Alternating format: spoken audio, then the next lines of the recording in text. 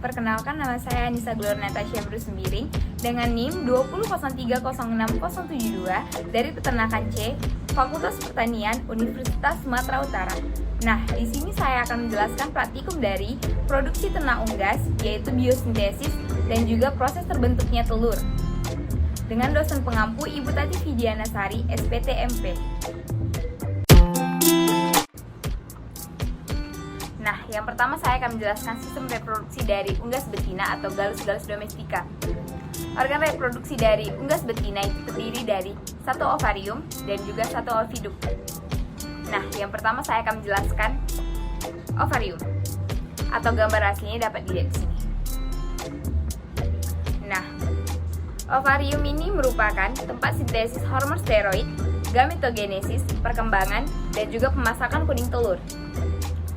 Ovarium ini biasanya disebut dengan folikel yang bentuknya seperti buah anggur.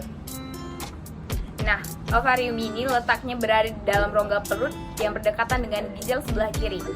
Ovarium ini juga biasanya terdiri dari 5-6 folikel yang sedang berkembang, berwarna kuning besar atau yolk, dan sejumlah besarnya merupakan folikel putih kecil atau folikel yang dikatakan belum dewasa. Nah, ovarium ini sendiri terbagi menjadi dua. Yang pertama itu korteks, yang kedua itu ialah medula. Korteks merupakan ovarium bagian luar dan medula merupakan ovarium bagian dalam. Nah, yang kedua saya akan menjelaskan oviduk. Oviduk merupakan saluran penghubung antara ovarium dengan juga uterus. Gambar aslinya dapat dilihat di sini.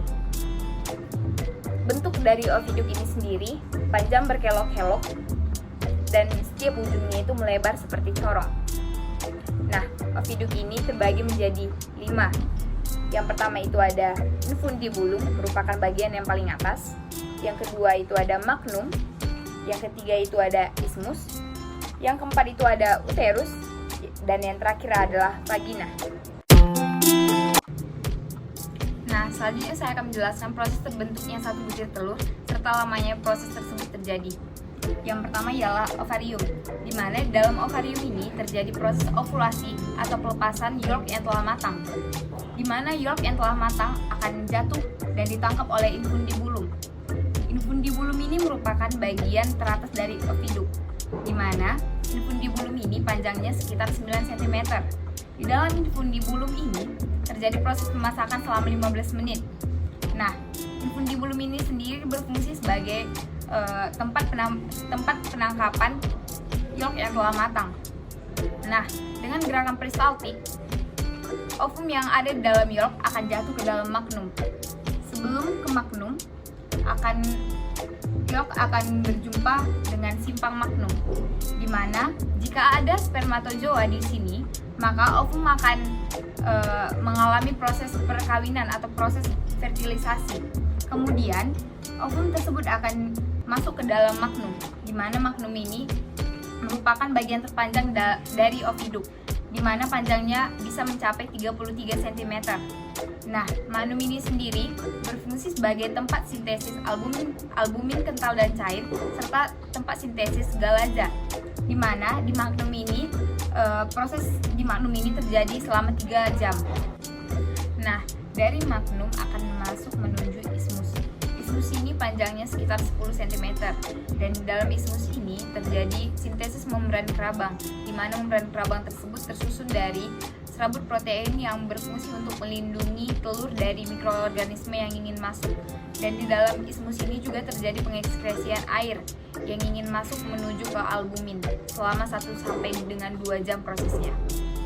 Nah, dari isthmus akan masuk ke dalam uterus. Uterus itu di bagian sebelah sini, di bagian yang melebar dan berdinding kuat. Nah, uterus ini sendiri panjangnya sekitar 10 sampai dengan 12 cm. Dan dalam uterus ini terjadi 2 fenomena. Yang pertama itu fenomena dehidrasi putih telur atau clamping, dan yang kedua ialah terjadi pengerasan kerabang, di mana kerabang tersebut keras dari garam-garam mineral. Nah, uterus ini sendiri merupakan proses pembentukan yang paling lama karena lamanya itu sekitar 18 sampai dengan 21 jam, karena di dalam uterus ini juga terjadi penyempurnaan telur. Penyempurnaan telur itu seperti penambahan warna yang dominan pada telur yaitu putih dan juga coklat. Nah, selanjutnya dari uterus akan menuju ke vagina, di mana vagina ini merupakan bagian yang paling akhir dari oviduk. Dan di dalam vagina ini hampir tidak ada sekresi yang terjadi dalam pembentukan kecuali pembentukan kutikula. Nah, telur yang telah dibungkus oleh kerabang yang keras akan melewati vagina selama 3 menit. Proses dalam vagina ini sangat singkat, yaitu sekitar 15 menit. Nah, 30 menit setelah peneluran, ovulasi akan terjadi kembali. Nah, yang terakhir ialah kloaka, di mana kloaka ini merupakan bagian yang terluar, yang merupakan bagian akhir dalam proses pembentukan telur ini. Dan kloaka ini berfungsi sebagai tempat keluarnya telur yang telah jadi. Nah, proses perjalanan satu butir telur subthalamus proses tersebut terjadi selama 25 sampai dengan 26 jam untuk satu butir telur. Nah, selanjutnya saya akan menjelaskan biosintesis pada telur. Nah, biosintesis ini terbagi menjadi 3 tahapan. Yang pertama itu ada sintesis yolk, yang kedua itu ada sintesis albumin, dan yang ketiga itu ada sintesis kerabang. Nah, selanjutnya yang pertama kali saya akan menjelaskan proses sintesis yolk. Nah, proses sintesis yolk ini merupakan proses terbentuknya kuning telur yang terjadi dalam liver atau hati. Nah, komponen utama dari yolk ini sendiri adalah asam amino, fosfor, kalsium, dan juga lipid. Nah, proses ini dimulai dari pituitary, di mana pituitary ini terdapat di bawah otak. Nah, pituitary ini akan mengeluarkan hormon, yaitu hormon gonadotropins dan juga hormon steroid. Nah, hormon steroid inilah yang akan memerintahkan salah satu komponennya, yaitu estrogen, untuk menyintesiskan protein ke dalam nukleus bagian sebelah sini. Nah, hasil dari sintesis protein ini akan masuk menuju ke yolk granule yang disebut dengan phytologinin. Nah, phytologinin ini terbagi menjadi 2 protein yang akan disintesis, yaitu lipofitellin atau fosfilin. Nah, selain dari proses phytologinin ini, terdapat juga ada proses beta lipoprotein yang sama-sama masuk ke dalam yolk granule. Nah, yolk granule ini merupakan bagian yang terkecil dalam folikel. Bulatan yang paling besar ini disebut dengan folikel. Folikel ini terbagi menjadi 3. Yang pertama itu ada thecal layer, yaitu bagian dari luar. Yang kedua itu ada bagian tengah yang disebut dengan granulosa layer, dan bagian terakhir yaitu bagian paling dalam yang disebut dengan oosit. Nah, setelah proses ini terjadi semuanya, maka akan terbentuklah yolk atau kuning telur. Nah, yang kedua ialah proses sintesis albumin. Nah, proses sintesis albumin ini terjadi dalam magnum yang prosesnya sekitar 3 jam. Nah, proses sintesis albumin ini dibantu oleh hormon steroid dan juga hormon estrogen, di mana hormon estrogen itu sangat penting dalam proses pembentukan protein. Nah, proses ini dimulai dari molekul estrogen, yaitu yang larut dalam lemak. Nah, molekul estrogen ini akan masuk menuju ke nukleus.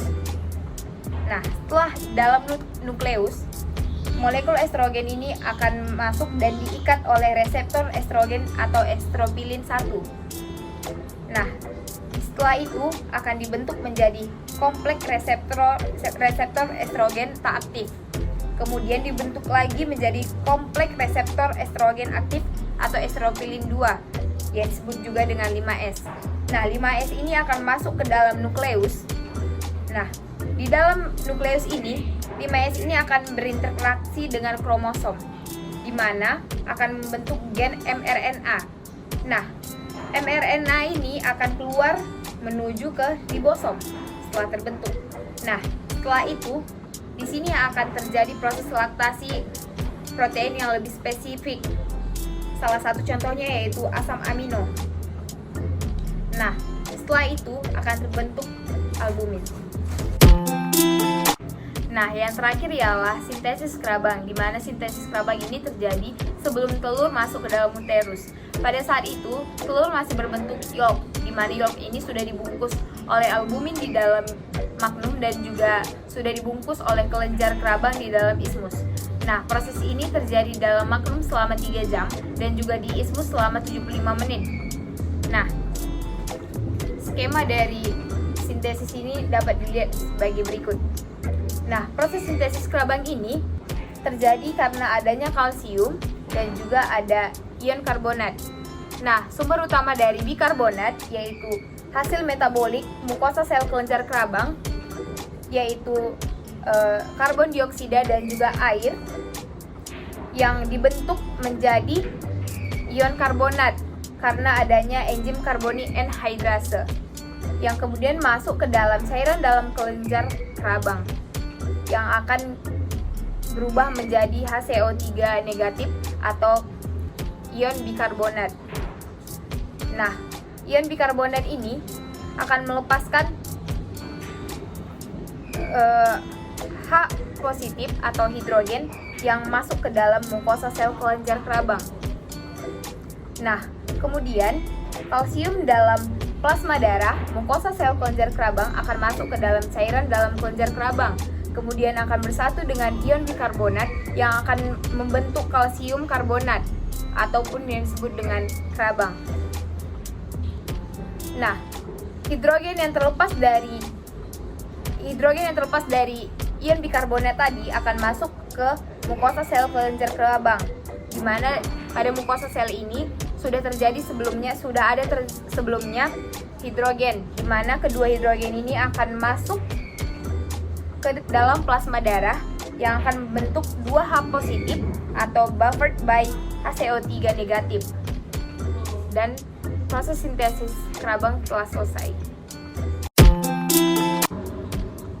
Sekian dari praktikum saya hari ini. Jika ada kesalahan dalam penjelasan atau kata-kata, saya minta maaf. Terima kasih.